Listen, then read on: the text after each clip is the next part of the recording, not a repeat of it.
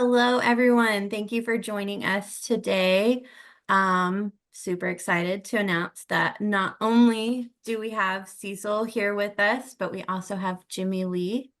So they are going to be leading us through today's webinar. But I want to let everybody know that we are recording this. So if anything happens, you need to drop off for something, your internet fails for whatever reason, there will be a recording available. Also wanted to let you know that the Institute will be recording, adding in a couple of things, and then sending this out to everyone. I'll let Cecil give you more details on that. So I will leave everybody with Cecil Bullard, the CEO of the Institute for Automotive Excellence, and Jimmy Lee, the VP of Business. Business development. There we go. Yeah, we'll take it. We'll take it. Well, thank you, Nicole. Thank you for inviting us on to talk to the industry today, because we're going to talk about some really awesome and wonderful things. And to make sure that this is as interactive as we can possibly make it, please, everybody go to the Q&A section. Now, do we have chat or Q&A here, Nicole? You both. The Both. chat should now be active. Everybody should be able to send Nice. a message to everyone. So if you've got a question you'd like me to ask Cecil, put it into the question. If there's just a little bit of chit chat that wants to happen, put it in the chit chat. But I want to make sure you know how to do the question portion here, because that's where we can dig deeper in with Cecil talking about questions. So go in the window to the question bar and type into the Q&A where you are joining us from today and what your shop is. So go to the Q&A and drop in there. And I'm laughing because I'm laughing because Andrew's following me around today from Long Island. Andrew Knutson, Long Island, going from webinar to webinar, gathering as much detail and as much information and knowledge as he can possibly gather. Andrew, thank you for joining us. I really appreciate that. Stu's joining us from Salt Lake City, Utah. Michael joining from North Gateway Tire in Medina, Ohio. Nice. How's the weather in Ohio? Alyssa from Top Knot Mobile Mechanic LLC from Florida. Nice, Alyssa. That's wonderful. What part of Florida are you in? Florida is a big state. My parents just moved to Pensacola. We just had an employee move into Naples in Florida. So tell us where you're from in Florida there, Alyssa. Robert joining from Boca Auto Service. Robert, glad to have you with us. Is that Boca, Florida? Robert, let me know. Eric Newton from Phoenix Kurtz Auto Repair. I think that would be joining from Phoenix, and it's Kurtz Auto Repair. Becky, owner of Butterworth Service Center in Ingersoll, Ontario. Woo woo! We're international, baby. How about that? Love to have our brothers and sisters from the frozen white north. Hey, is it frozen white yet? I saw snow on the mountains. Cecil, did you see snow on the mountains up there in Ogden? Not here, not yet. Really? Yep. Down in Utah County, they were posting pictures. Everybody's posting pictures of snow on the mountains. Might have been earlier in the week. We had sleet. Oh, yuck. All right, never mind. On from that. Garner from Ideal Car Care in Arizona. Noah from Nathan's Garage in Edmonton, Alberta, Canada. Michael says it is beautiful. Leland, Arizona Suspension in Arizona. Alyssa, Lakeland, Florida. Nice. That's beautiful territory. Robert says Boca Raton, Florida. Thank you. That's what I was thinking you were going to say. And Becky from Crazy Hot. Oh, that's Ohio. It's crazy hot in Ohio. All right. Well, very good. Now that you know how to work the Q&A, which is awesome, thank you very much for doing that. We're going to jump right into having a conversation with Cecil Bullard, and Cecil is going to talk to us about processes, procedures, and profits. Hey, those are 3 Ps. That's really good. That's a good one. But it's more than that, Cecil. I'm going to turn the time over to you, brother, and have at it. So as you have questions, audience, type them in the Q&A, and then I'll interrupt and we can ask those questions. Don't wait to the very end. Don't wait to the very end. All right. So a funny thing happened to me on the way to the webinar. I walked in and I said, today we're not going to have a PowerPoint. And Nicole was like, we're going to wing it. And Jimmy Lee said, no, you don't understand. We could actually record Cecil in his sleep and he would be talking about these things. We are at the Institute, we are a coaching and training company to help automotive businesses. We have programs for owners, service advisors, etc. And the reason I say that at this point is I think some people don't understand that that's what we do. But also because it's going to come in to play a little bit in what we're going to talk about. When we're talking about improving performance, and I think when we look at shops from my perspective, from what I do, I'm online with someone, or I might even be in a shop, and I'm looking at bays, I'm looking at effective labor rate. You have a posted rate, and you have what you call your effective labor rate, which is what do I actually charge per hour on average. I think some people believe that your effective labor rate is what are we actually bringing in per hour, and that's not. It can certainly be called that, but that's not what. When I'm talking about effective labor rate, that's not really what I'm talking about. So, if my technician is productive and does 1.1 hours in a 1 hour period, or say 9 hours in an 8 hour day, then I'm going to bring more money in during that 8 hour day. But I also have what I charge. And we have today in the industry, most of the shops that we would work with, and I'll say most only because I cannot necessarily tell you that I've looked at every single shop we work with every day and I know exactly what they're doing. When I say most, I really mean all. But most of the shops that we work with have varying labor rates. I was talking to one of our clients yesterday, and they were talking about cars that are more than 20 years old coming in their shop and how difficult they are. The owner does not want to turn those cars away. The technicians don't necessarily want to work on those cars. And I'm kind of with the owner in that I don't want to turn them away, because instead of charging, say, $140 an hour, I can charge 165, 170, because I know that this car, being older, I'm going to have to deal with rust, other than if I'm in Florida or Palm Springs, California. I'm going to have to deal with trying to chase down parts that are difficult to come by, if it's even possible. We might have to chase parts in a junkyard for an older car. We might have to modify something else to make it work or fit where we can. So varying labor rates is one of the things that we might talk about if we're going to talk about increasing profits. So the basis of this is really, my business it's an engine. And that engine is designed to put out a certain amount of torque and horsepower. For me, that means money, profit, and productivity. And there are really two ways in an automotive shop, and I guess I could have put that slide out. I've shown you guys this slide in 100 webinars. One way is parts. We buy and sell parts.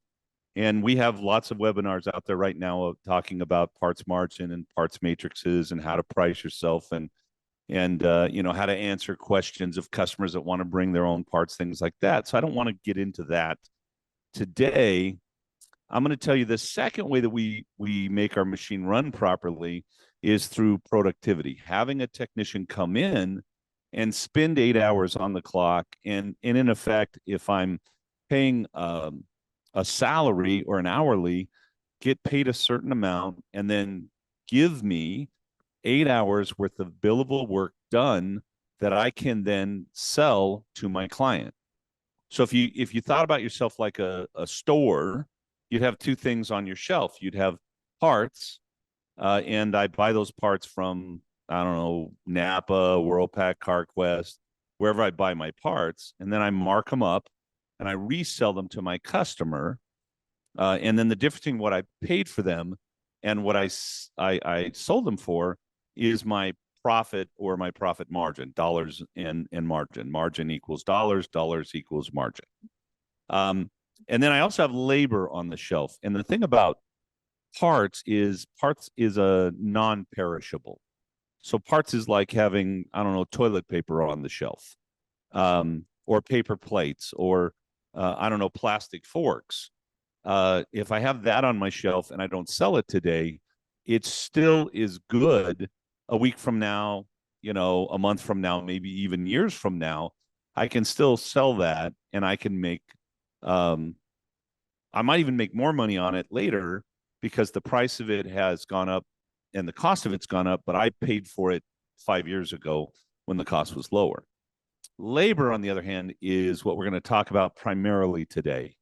And labor is the thing that gets me, because I have labor on the shelf. If I have 3 technicians who are going to work 8 hours today, I have 24 hours on my shelf that I need to basically sell.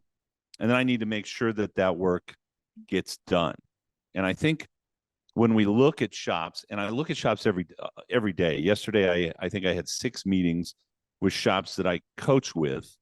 And we're going to talk about a couple of those meetings, because a couple of things that happen during those meetings is one of the reasons why shops are not financially as prosperous as they ought to be.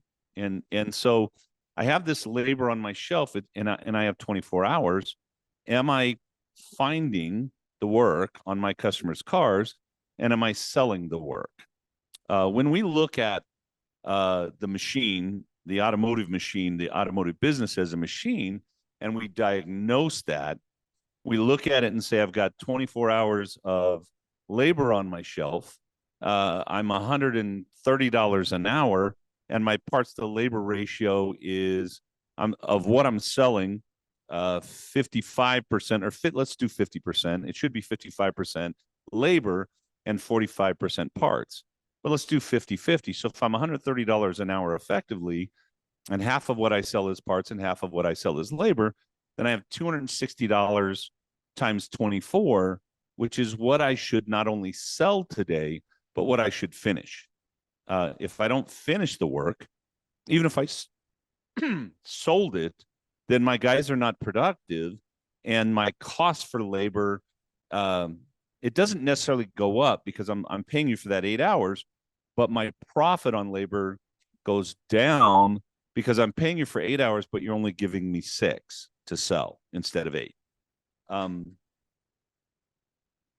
frankly, if I have 3 techs that are doing 6 hours a day instead of 8, then I'm losing at $130 an hour, $260 times 3, $780 every day. And if I do that every day, then I've lost $780 times 250 days. And so whatever that particular number is, my brain isn't going to let me. It's probably somewhere around $300,000 or something. I've lost this huge amount of labor that I didn't bill for, and the parts that would have went along with it. So what I'm trying to do when I walk into a shop is I'm trying to say, I've got 3 techs at this amount, which means that we should be selling 8,000 today. And if we sell 8,000, then we should also be doing 8,000. And when I'm doing my business planning, I'm having a marketing discussion yesterday with one of my clients, and they have a business in Tennessee, and we need a certain amount of dollars to make that business run and be profitable. And we have, I think, 5 techs in the shop right now, and I'm saying to them, not only do we know how many dollars we need in, but we also know how many hours we need to sell, and we also know how many cars that needs to be. So when we have a marketing discussion, we can talk to our marketing people about the fact that I need 12 cars a day or 15 cars a day because I have an $800 average repair order and I need to do $12,000 worth of work. Well, that's at $800, that's 12 cars, right? excuse me, 15. Somebody's going to correct me. But I know, if I know what that number is that I need to produce, because I know what my hour's worth and I know how many techs I have, then I know how many cars I need, because I also know what my average repair order is. So there's a real simplicity to this when you really understand your numbers and what you should be producing in your business. And so now I'm gonna shift, and I'm gonna talk about productivity, because that's the thing. When we're talking about performance, we're really talking about productivity, and performance can be service advisor performance. Certainly, I need my service advisor to sell a certain amount of whatever we offer our clients. But I also need my technicians to perform at a certain level so that I can bring in the money I need to pay the bills and have the money I want left over. And I'm trying to not get too deep, but get deep enough to kind of paint the whole picture here. So I'm looking at my 3 technicians, and I'm saying I want 24 hours sold today and done today. And there are easy things to fix, and there are hard things that are more difficult to fix.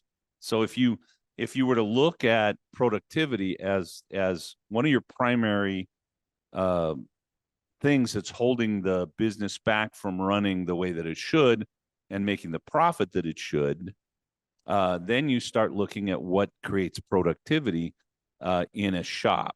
And I'm going to talk about easy things, and I'm going to talk about harder things. So one of the things that happens when we walk into a shop, we'll look at things like how much time are you charging for what you're doing. So I'm on a meeting this morning with a client, happens to be one of the service advisors in one of the shops that we coach and consult with.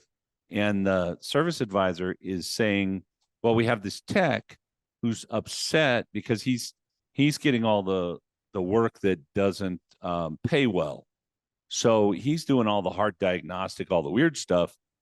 And he's part of his pay plan is a performance bonus, and he's missing his bonuses because that work is giveaway work, or that work is work where you cannot charge what it takes. And what I'm saying to him is, there is no giveaway work, right? I don't have technicians work on cars that customers are not paying for, because if I do, then my business doesn't produce what it needs to, and I'm not as profitable as I need to. So one of the things that will make you successful is basically the PIN, or today we would translate that to the computer system. How am I estimating the job? So for instance, the shop that I'm talking to has a lower labor rate on their diagnostic than their normal labor rate. And why they do that, I don't know. The reason that shops have lower labor rates on their diagnostic is because they're trying to be competitive with places that don't charge for diagnostic. And what I'm going to tell you is, frankly, there is nobody that doesn't charge for diagnostic. Even Pep Boys or AutoZone charges for diagnostic. Okay. I get it that the customer doesn't, quote unquote, pay for that. I see Jimmy raising his finger, but the customer does pay for that time because that employee is charging and getting paid, and the company is raising the price on their parts to pay for that time. Okay. So I don't know, Jimmy, if you had a question or whatever, you were raising your finger, go ahead. Yeah, so the question falls right in line with what you're talking to here about the diagnostic time versus the labor time. And this is a question coming up from Eric. Eric, I might need a little bit more detail. The end part of this, I'm not 100% certain. So I'm going to kind of riff on this. Eric's asking, how do you handle the 8 hours a day per tech when jobs cannot be sold on time because of the customer's slowdown? And I think what he's saying there is that the customer is slow to respond. How do you still handle 8 hours a day? Obviously, there are complications and things in your business that are more difficult for, say, a shop that's got 3 bays than a shop that has 15 bays. So if my techs each have 2 bays, then if we have a slowdown, my tech has other work to do. The way that we dispatch is one of the things that will create productivity or keep us from being productive. If I bring the cars in kind of throughout the day, and I kind of plan like that one's going to be 3 hours, and then so I'm going to bring another one in at 11, and then I'm going to bring another one in at 2, and I dispatch one car to my tech. When he stopped or she is stopped on that vehicle, then there's nothing else for them to do. So what we want to do really is we want to bring all the cars in kind of in the morning early, and we want to dispatch multiple cars to our techs. I always want my tech to have a backup job to do if they get held up. And they can get held up for a lot of reasons. They can get held up because the service advisor is too busy to do the estimate because somebody else's estimates came in first or whatever. They can get held up because the service advisor is too busy, because the service advisor is answering phones and doing other stuff. They can get held up because the parts aren't here or the parts they got were the wrong parts. They can get held up because it's taking too long to get the sale and the authorization because you can't get a hold of the customer. And so if I look at, say, that one and I carve that one out, what I do is when the car comes in, first of all, I'm bringing the car in as early as possible in the morning, and I'm letting that customer know that I will call them at some point like 1 o'clock in the afternoon. And then I'm telling the technician I need to have that estimate on my desk at noon so that I can estimate it and call the customer by 1 and get that thing sold. And hopefully, the way that we schedule and the way that things work out, that actually happens the way that I think it ought to happen. But it often does not. Another thing I do in the morning is I verify my contact method with the customer.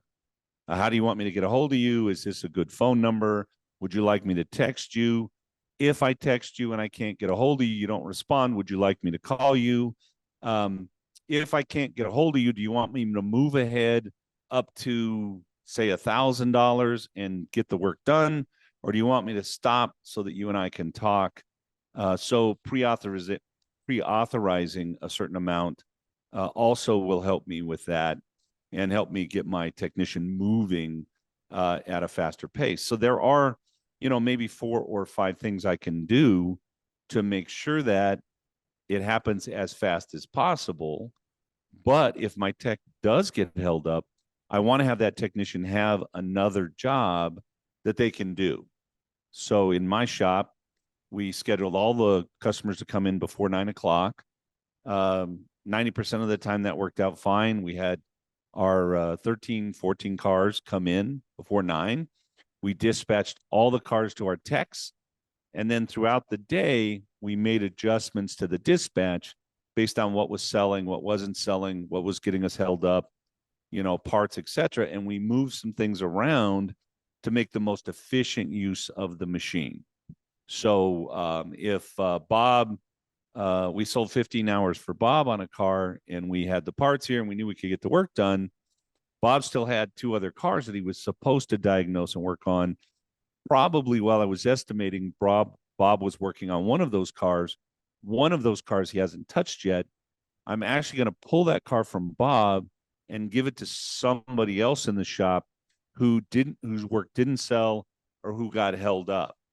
So if we are paying attention to the flow, the ebb and the flow of the business throughout the day, or somebody is doing that, then we're going to be more efficient. Our people will be able to be more productive and we will get more hours done. Is it a perfect world every day? No, it can't be. But we're going to do everything possible to make it as perfect a world as we can make it. So if I identify not getting a hold of customers and getting the authorizations from them as one of my problems, then I'm also going to identify 3 or 4 solutions during my weekly management meeting, or when I'm sitting in my office by myself working on my business instead of in my business.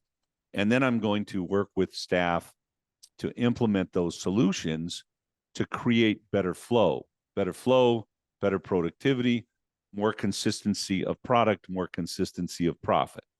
And I hope that quote unquote answers that particular question. It did. And Eric says, thank you, by the way. So that went right into it. What I'm hearing is that a lot of proper preparation will help in the process, procedure, and proficiency of the shop. There's a lot of P's there, I know. But the proper preparation, getting that set up right at the very beginning, definitely helps the productivity of the shop and the efficiency of the technicians. So Eric, man, that was awesome. Oh, Eric says, what expected productivity would you expect out of a shop because of those possibilities? My shop ran at 119%. Our goal was 120. So my guys produced about 9.5 hours a day over a 6 and a half 8-hour day. In an 8-hour day. Now, by the way, you have to, everything has to be working smoothly for you to have 100% or more productivity in your shop. You don't step into that tomorrow. That's a lot of work. Well, you're everything's a lot. Yeah. So I walk into a shop, or let's say I get a vehicle in my bay, and that vehicle is not running as well as it's supposed to run, the customer complaint, whatever. I know how that vehicle should run, and it's not. And then I'm going to go through a diagnostic process or a series of tests to determine why it's not running the way that it should. And then I'm going to put a solution in place. And that solution might be part of the solution, or it might be all of the solution on the car. Business is not different in my thought process in what I do is a little different, but I diagnose, I have an idea of how it should run. And when it's not running how it should, I go look at the things that create, say, productivity. Yeah. So one of the things that creates productivity is this. So if I'm getting a car in for a diagnostic, and customer calls and says, hey, I've got a check engine light on, my car's running kind of crappy, I'm not getting good gas mileage, it doesn't feel right. I estimate back in the day, we were $250 for a diagnostic on a typical car that had a check engine light or a runnability problem or a noise. We had other diagnostics, like if we had a cooling system problem, we had a cooling system diagnostic, which happened to be $158. We had a starting and charging system diagnostic, which happened to be, at the time, I think about $128. We had a brake steering suspension diagnostic, which at the time was $68. And so different diagnostics, because of the time involved or the time we estimate involved, have different pricing. Yeah. And we've seen shops all across the country that have that 50% efficiency, 75% efficiency, 100%. It's awesome that you were up in the 119s. That's super cool. Well, efficiency and productivity, two different things. Totally. A lot of people, a lot of consultants, a lot of trainers will talk about efficiency when they're really, quote unquote, talking about productivity. How many hours does the technician produce in a day? Yeah. Yeah. Well, and I want to go into your diagnostic. So this is a question from Andrew. This is coming from our audience here. Andrew is asking, I don't know if I missed it, but is there a formula that I can use to determine what my diagnostic labor rate should be so that my labor margins don't fall if we are diagnostic heavy? There's two pieces that you need to do. One is my diagnostic should probably be an hour and a half of my time. Okay. So if I'm going to spend an hour, and that's what I think the tests I'm going to initially run are going to take, and I think that, I don't know, 60% of the time that should get the job done, then I want to charge an hour and a half of whatever my diagnostic labor rate is. And my diagnostic labor rate is a higher labor rate because I'm using the most expensive equipment I have, the most expensive technicians I have, and the most expensive training I have excuse me, to do those diagnostic. And a lot of times we have shops either not charging for a diagnostic or adding it in or some of it in later, or they're charging based on a regular tech when they're putting their most expensive guy on that diag. And then I need 3 different diagnostics, at least for, say, check engine lights and runnability stuff, because, I know nothing about the car. Sometimes the customer tells me they've got a Camry and it shows up in actually a Corolla. Sometimes the customer tells me they have a Toyota and it shows up and it's actually a Honda. And sometimes the customer says, it's running a little bad or it's running fine, but the light's on, and the car comes in and there's steam coming out of the hood and it's running terribly. And we know that there are major issues with the vehicle that we have to figure out. So I have a multi-level initial testing phase. Some people don't like the word diag. I used it all my life, so I'm going to say diag. And that is an hour and a half of my time at my highest rate, because I'm using my equipment, I'm using my highest paid tech, etc. And by the way, that is a starting point. That's not a finishing point. If I get the car in, if it has 1 or 2 codes that have to do with the same system, if we run a couple of tests on it and we are able to determine the problem very efficiently, very quickly, then I might even charge a little less than that diag that I initially quoted, or at least I charge that diag that I initially quoted. If the car comes in and it has 23 codes that are across 5 systems, then my original assumption about the time that we would spend on the car is inaccurate. And at that point, I have to let the customer know that I need additional time and additional testing, because the problem that we were, the basis we were going on to set time and pricing is no longer valid. So I go to the doctor. I had my shoulder rebuilt. I was trouble with my shoulder. So I go in and I go to my normal doctor, and my normal doctor, do this, do that. How's that feel? Blah, blah, blah. Hey, Cecil, I think we need to run some x-rays. So I'm paying my normal doctor's rate. And then I'm going to pay for the x-rays. Then I'm going to go back to my doctor, and he's going to hold those x-rays up, and he's going to say, wow, this looks more complicated than we thought. I think we need to do an MRI. So, and Cecil, you're beyond my capabilities. I'm going to talk to you about your MRI, but I'm going to send you to a specialist that does shoulder reconstruction or whatever. So now I go for an MRI and I pay for the MRI. And then I go to the new doctor who interprets the MRI and then tells me what the solution is. And the solution is to go in and rebuild my shoulder. All right. So now I go and have that done, and I pay for all of that. And then I go through therapy, and 6 months into therapy, I'm still in a lot of pain. It still doesn't work the way I want. Wakes me up in the middle of the night if I move wrong. And so now I have to go back to my shoulder guy, or I have to go to another shoulder guy, and I have to run additional tests. So I had a second MRI, and the second MRI showed problems that they thought, okay, they have to be in your neck. So now I'm going for an MRI on my neck, which creates or shows a couple of additional problems. One being that I have some vertebrae that are screwed up.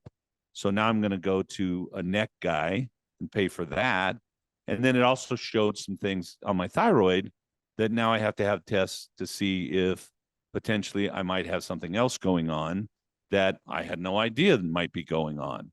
But, and when you look at that and how they do that in medical, in a huge way, how we repair automobiles and how we diagnose automobiles is very much alike and should be, except most of us in the automotive industry think, well, we charge them, $120 for the original diagnostic. And if I can't figure it out in the original hour I thought I would, I need to spend whatever time I can to get it figured out. And it's my responsibility. And the fact is, it's not my responsibility. I mean, my responsibility is to know enough to be good enough to do an honest and intelligent diagnostic on the car in a reasonable amount of time. But if it's got one code and one problem, that is what I'm thinking. What if it's got 15 codes and 6 problems? That's not my responsibility to take care of all of that because it's not my car. And I don't know, Jimmy. I don't know what they're saying out there. I don't know what other questions they have, but and I don't even know if I answered the first question. The way that we think about charging and the way we charge in this industry is wholly inadequate for the way today's cars are complicated, because the way that we're still charging is what we used to do back in the 1970s when we were working on 1960s cars and 1950s cars that had carburetors and points and condensers and did not have 6 computers with 27 different systems on them. And so we as an industry need to change, and we're not changing fast enough. And we're holding each other back because some of us are afraid to charge the customer to fix their car, right? Which makes no sense in my brain. So what was the original question? Did I get that answered, or did I go off in my ADHD mindset? Well, you were definitely chasing squirrels, but I think all the squirrels were really good because we were talking about the diagnostic fee and how do I determine what that diagnostic fee is. And I think you nailed it. It's the most expensive time in the shop. It's the most expensive technician. It's the most expensive equipment. It costs you the most amount of money for the training for the technician. So I mean, I think the question is, how do I determine what I should be charging for diagnostics? I start with 3 different rates. Yeah. So I have my level 1 diag, which is usually an hour and a half of my highest amount of time. So if I'm doing if I have a normal rate of say 130, I might have a diag rate of 160, and I might have a $240 initial diag, and the extra half that I'm putting in there is for the parts that I'm not making and the income and the profit on the parts I'm not selling. Yeah. Okay? I was going to ask about that because you're missing out on that margin of parts. Yeah. As well. I also under that circumstance want to dedicate 45 minutes of time to the actual diagnostic, okay, and no more. Yeah. So in my shop we had a level 1 diagnostic, which at the time was $250, and it was 1.5 times our high rate at the time. And my tech spent 45 minutes on the car. And then they filled out a form, which at the time was on paper. Today it would be digital. That Correct. said, we went in, we pulled these codes, we ran these tests. We know this about the car. Either it's not this, it's not that, because the tests proved that it wasn't that. And we've either diagnosed it and we know this is what we need to do, or here are the additional tests I need to run and the additional time that I'm going to spend. And by the way, time, when I talk to my tech, it's about time. When I talk to my customer, it's always about money. Time is never mentioned. Yeah. So I have a second level diagnostic, which is when I get in there and it's obvious that the initial 1 hour, 1.5 times my high rate, 45 minutes of time spent and 15 minutes of paperwork and discussion and research. Yeah. Then when my tech goes in and pulls 15 codes from say 4 different systems, then I want my tech coming to me very quickly and saying that initial guess was not right, and here's why. So now I can go back to the customer and say, I know we talked about $258 or whatever, and unfortunately, when we got in the system and we downloaded the information, we found, 15 different codes in 4 different systems. And so the original time that we thought, the original amount that we thought is no longer valid. We have to go here. Yeah. Right. Yeah. And so that's a level 2, which is usually for most shops double whatever my level 1 is. So if I have a $250 level 1 diag, then I have a $500 level 2 diag. And that's a couple of hours of my time that my technician spends an hour and 45 minutes on, because don't forget about the 15 minutes of paperwork and some research that also has to be done. That's right. And then I have a level 3 diag, which in my book is usually 4 times my normal, because if you come to my shop and you say it's been to 2 shops and nobody can fix it, and I've already spent $2,000 on it, then I don't want to start at a level 1. I want to start here. Yeah. Because for some reason, the customer always seems to think that because they've already spent money on it, I should do stuff for free. And I'm not going to do that. And that you'll find it quicker. Yeah, and by the way, if you've already had somebody in there or you've been in there, then you've just complicated my job, and now it's going to take more time. And time I got is to money. figure out what they Period. did. Yeah. Oh, it's so true. So thank you for talking about the diags, the 1, 2, and 3. That helps a lot. I think that'll help Andrew, and it'll help Eric. Robert is now asking a question. I don't know if this is specific to AutoLeap or if it's applicable to all point of sale systems. The question is, how do I be sure that I have this set up properly in my software to charge the appropriate price for the diagnostic? I think it's a combination of things. Number one, most software systems today, point of sale systems, shop management systems, allow you to use multiple labor rates. So I can put in different labor rates for under different circumstances. They certainly allow you to do canned jobs.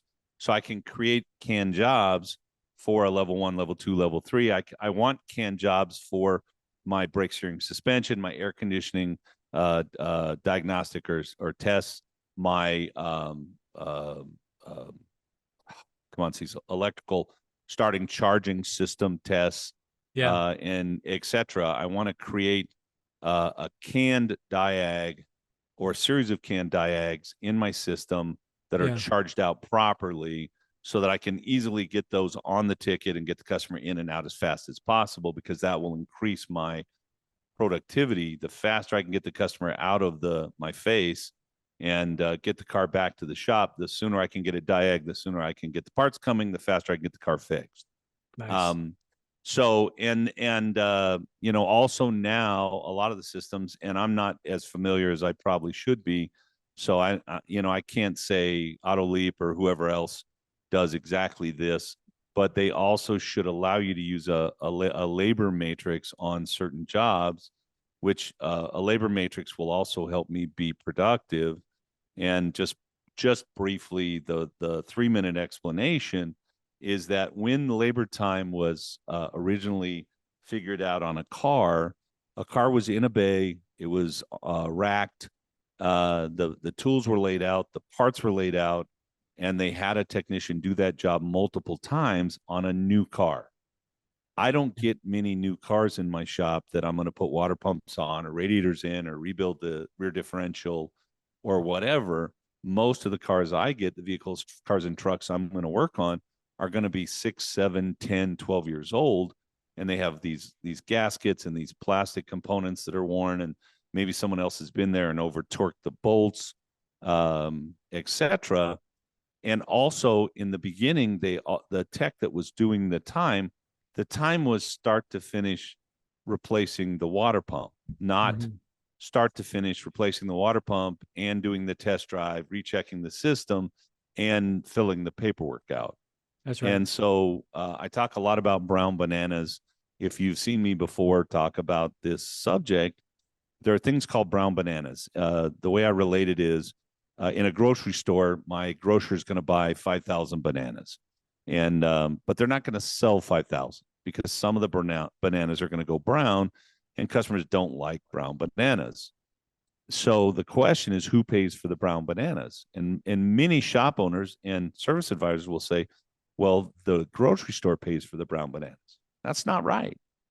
The customer pays for the brown bananas. And the reason they pay for the brown bananas is that the green and yellow bananas are priced higher to make up for the brown bananas. That's how a grocery store stays in business, is they understand their loss rate and they modify their pricing and raise their prices to cover their loss rate. So if I have brown bananas, if I have time that my tech needs to spend on paperwork, cleaning, and cleaning would include taking old gaskets off, because that's not how the time was originally decided. The test drive, re-verifying the repair, etc. That is brown bananas, and we have to raise our rate to cover those brown bananas because I still have to pay my technician. And so, I want to cover briefly, and I know we don't have a lot of time. So unless there are exactly more questions here, Jimmy, on this, I want to talk about bricks. Okay. So as a shop owner trying to get performance, productivity, consistency, and profit out of my business, I'm going to have people come up against a brick wall. All right. And so one of the bricks in the wall is something someone mentioned earlier. I can't get a hold of my customer in a timely fashion. I can't get the approval in a timely fashion. And this slows my productivity down. That is a brick. Okay. And when we think about bricks in the wall, we think about all the different things. So estimating and time charged initially is a brick. If I'm estimating an hour and my technician is spending 3 hours, that's a heck of a brick that's in a wall that I can't get through. And so I can't get the productivity that I need. Your employees are coming up against brick walls. When we think about bricks in a wall, we have to think about two different things. We think about company bricks and we think about employee bricks. Okay. So a company brick is the way we dispatch. So if we are bringing in cars and I've got, I don't know, all my techs have a car, but I have 7 work orders, sitting in the computer and 7 cars sitting here that have not been dispatched. That is a brick that will create an initial issue, right? If I dispatch all the cars so that when my technician is held up, they can go to another car and get started working on another car while we're getting the authorization, while we're getting the approval, while we're getting the parts, that's a brick that I take out of the wall, and that's a company brick, the way we dispatch, the way we schedule, the way we price. Those are all company bricks.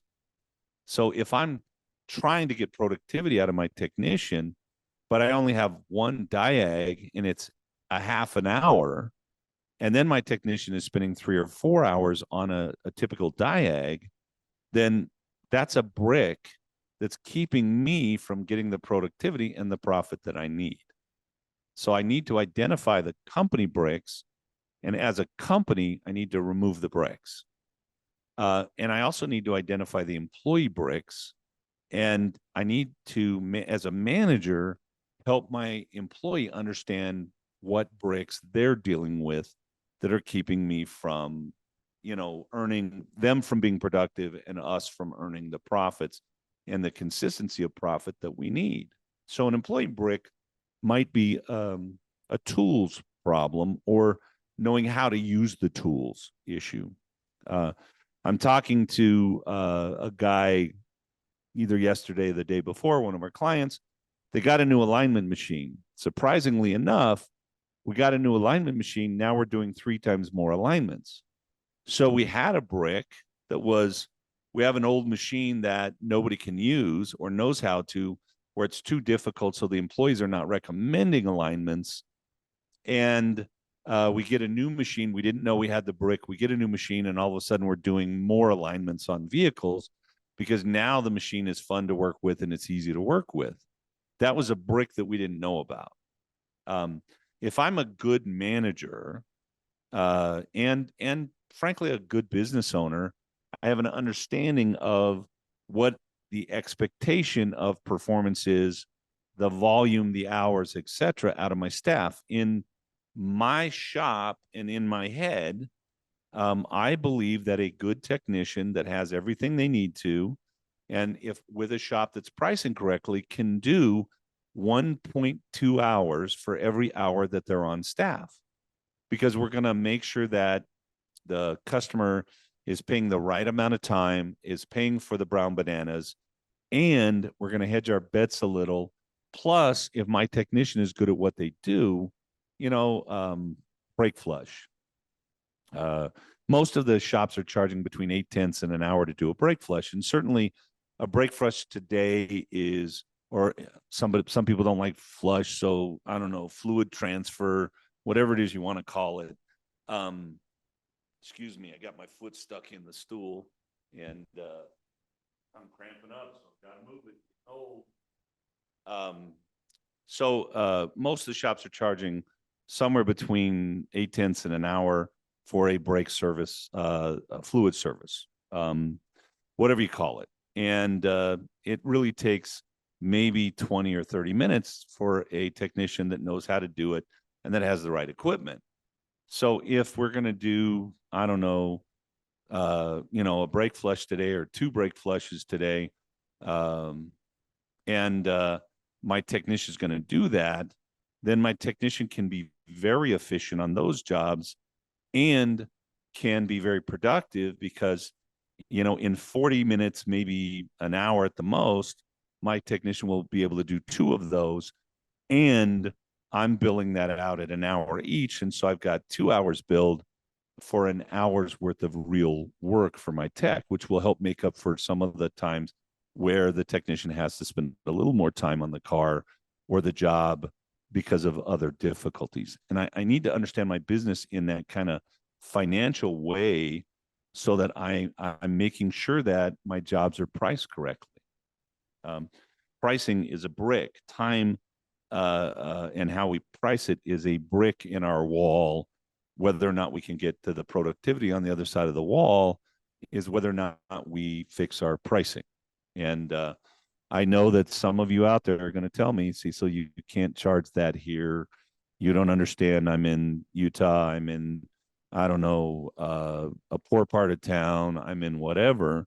But I don't know, man. I just went to Carl's Jr. for breakfast yesterday, and I got a burrito, some potato-y things, and a soda, and I paid I don't know, almost $13 for that, and it used to be $5, $6 at the most, and that was 2.5 years ago, and now it's 13, and I didn't go in and yell at the manager. I didn't write a really nasty response on their website about how they're cheating me and how they're ripping me off, etc. But we have a lot of people in shops that are doing the pricing, that are figuring out pricing, that are not pricing themselves for success. And so I need to be pricing myself for success. It is probably the easiest thing that I can do to remove a brick out of the wall and create more productivity and more profit out of my business. And I know that somebody's going to go, there you go. There's just one of those coaches, raise your price, raise your price, raise your price. And that's not really what I'm saying here. I'm saying get paid fairly for what you do. No longer can we take on the responsibility of fixing someone's car and doing that work if it's not our car, because the business used to run easier, simpler. The cars were easier to fix, and it is more complicated today, and we have to be able to get paid for that. Jimmy, do we have some other questions? I'm being told that we're coming up on the 5-minute mark, and I want to make sure we get questions answered. Yep, we are on the 5-minute mark. We do have one last final question, and I hear this across the entire industry, not just in Long Island, not just in Sacramento, not just in Phoenix, not just in Maine or Montauk. The question is about the bricks. What if you've got a brick technician? How can How can I, as a younger manager, motivate a brick? Well, first of all, come to a leadership intensive, which is a 3-day class that we put on that's about how to build amazing teams and how to, I'm not going to say motivate people, but how to understand people better to be better in a position to help them motivate themselves. Okay. So, frankly, I can't motivate anybody. I have to help them figure out what their motivation is, and then help them understand that they're motivating themselves, which, in a way, create the environment that they can win. So think about this. I'm a tech in your shop. I come to work every day. Go online, go to Changing the Industry podcast, listen to some of that. Go online to Facebook and look at their Facebook and the comments, and you have, I don't know, 2/3 of the techs or a third of the techs in the industry who are literally dying, complaining about how bad it is where they work. All right. So go to work every day and come up against a brick wall that is primarily the company brick wall, not mine. Yeah. So you're putting me in a position, because of the way you price yourself, because of the way you estimate, because of your fear with customers, because you don't have the money to buy the equipment I need or send me to the training I need. You're putting that person in a position where they not only cannot win now, but they lose the hope that they'll ever be able to win, right? And so, and now you say, okay, Cecil, I want to motivate that guy. Well, you can't. You put things in their way. If I want to earn someone's trust, another subject, and I have to earn the trust of the people that work for me, meaning they have to believe that I'm trying to do what's best for them, maybe even over what's best for me. Okay. And the way I do that is I'm constantly trying to figure out how to help you be successful. And then I'm putting things in play that help you be successful.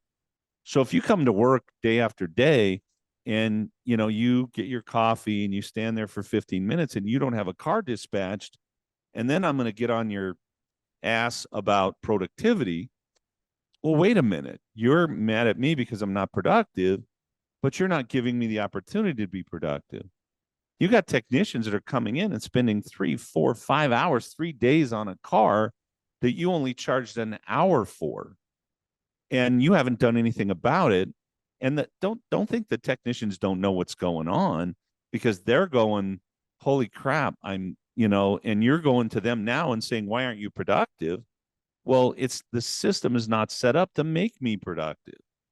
And so you want to motivate me, help me win the game, help me win in my position, help me be productive, do your pricing right, do your products correctly, get me the right education, have better dispatch, have work on your parts and getting your parts in a more timely fashion. Or some people are ordering parts from the weirdest of places because they're cheap. Well, when they come in, it's not the right part, or it doesn't work the first 3 times we put it on the car. And then we're upset with our tech because we tried to save $10 on parts for our customer. And instead, go to the best place that will get you the best part, that will get you the part the fastest, because that's going to put your technician in a place to be successful and you in a place to be successful. And by the way, the customer wants that car now. And most customers, not all, but probably 85% of them understand that they might have to pay for that. And so, how do I motivate people? Give them opportunity, show them the opportunity, help them have hope, and then get the company bricks out at least. So that, if I have a brick wall in front of me and it's 6 feet high, and it goes from wall to wall, it's hard to get over that and get to the next place. But if I have a brick wall that's only 1.5 feet high, I can step over that pretty easy and get to the next place. So I want my people to understand that, no, my company's not perfect and there are things that aren't right, but we're constantly working on those things to help our people be successful and get what they want and what they need to feel good about themselves, because that's what's going to motivate them. Not me, yelling at them, or not me, being unhappy and miserable because the shop's not profitable. Change. And if you don't know what to do, there's some great coaches and consultants out there. And if you don't think it's worth it, I'm going to tell you something. Our clients, I think the net, average net from our clients was over 19% last month. Our clients. And you're talking about some people coming in to the program that would have very low numbers. So our typical client's been here for a while, probably is more than 19% net profit. Our clients have higher sales, higher average repair orders. And I would say that's probably true of most of the coaching and consulting companies out there. There's some bums out there, just like there are in our business. But, if you don't know how to do this, get the help you need, and then listen to the person that's giving you the information, because I've helped over 3,000 shops at this point in my career. I think we know how to get the job done. Any other questions? That's it, brother. That's it. Thank you. I have to amazing. mention, we have a 5-day service advisor intensive coming up. It's life-changing for the service advisors that have been through this program. We dumbed the numbers down in our advertising because we didn't think people would believe that we can get that kind of results, but we can. It's life-changing for the people that have attended it. And we have a summit coming up, which is our big thing for our clients and additional people. It's I think 3 days. It's going to be amazing in February. We'd love to have you there. Last time we did this, they just thought it was the greatest thing in the world. It is the greatest thing in the world. It is. It really is. And Nicole, you'll be there with us, so it will be awesome. I know I'm looking forward to it. So Yeah. I'm going to throw you a little softball here. One last final question coming in from Noah. When it comes to increasing your labor rate, is it best to do it all at once or to take it increments over time? I'm an all-at-once guy. Get the pain over with, tear the Band-Aid off. I've had guys do it over 6 months. I don't think it matters. What about that guy in Utah that doubled it? Yeah, well, I don't know if I would have doubled my labor rate at all ever. I don't know that I ever had the guts for that. When he was at 45 and everybody else is at 100, okay, that's Yeah. not that big of a jump. But that years ago. But too. I think unless you've built your business on discount customers and doing cheap oil changes, and you raise your labor rate, most of your customers, 99%, are not going to even notice. Yeah. And I would tell you that I've been 25 years or 24 years as a coach doing these events and teaching classes. And I started out saying, raise your labor rate, change the way you price yourself 24 years ago. And today, if I'm in a class and I'm teaching and I'm talking about rates and stuff like that, I will say, hey, how many of you have attended a class like this and you went home and raised your labor rate? And most of the class will raise their hand. And I will say, how many of you lost a bunch of customers, or more than just the 2 or 3 customers that you should have lost anyway? And that you wanted to lose anyways? Yeah. And nobody will raise their hand. Customers care about, do I get it? Do I feel good about being here? Is it convenient for me? Do I believe I can trust the people working on my car? Did my car get fixed? They care about those things 5 times more than they care about what the cost is. Yeah. All right. And most people don't understand what the cost should be. And most people, even if they are pricing you online or calling around, they don't know what they're pricing. So whatever they're pricing doesn't match. And it's more about where they feel comfortable than about where's the cheapest price. And if it is about the cheapest price, probably not the person you want in your shop in your face. Yeah. Beautiful. All right. I know that Cecil could talk about this for another 5 days. So I want to thank you guys both for being here and presenting this information. And I want to thank everybody for joining us today. As a reminder, this was recorded. It'll be sent out and it'll also be available on the AutoLeap website. And then there's a couple of links in the chat. So I dropped one for just a feedback survey about our webinars. And then Stu posted the 5-day intensive service advisor course from the Institute, as well as more information about the summit. So those are available, and I'll make sure that those links are included in any follow-up emails. So with that, thank you, everybody. Have a great day. Thank you.